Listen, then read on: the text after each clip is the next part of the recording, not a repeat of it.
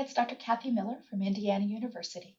I want you to think with me today about a different question. When you're covering for a colleague and a patient is at a decision point in their treatment, do you give that patient your best recommendation? What would you do if you were their primary oncologist?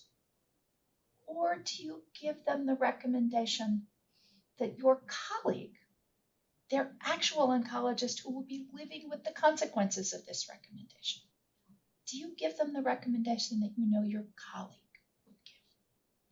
Now, this doesn't come up in my practice much. I have several colleagues in the breast program here at IU, and for the most part, we practice in very similar ways. We tend to view the data and the major questions in our field in similar ways. But we do have our differences. They're friendly differences. We all know exactly where our differences lie. And for the most part, they're differences of style and substance.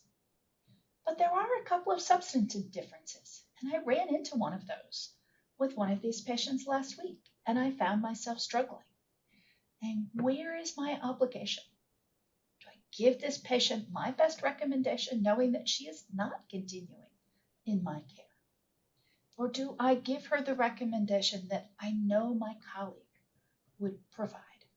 Because that's her oncologist, that's how they've approached the disease, and that's the person who is going to be following this patient, who's going to live with the recommendations that I give.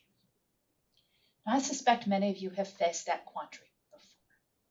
I'd love to know how you approach that dilemma.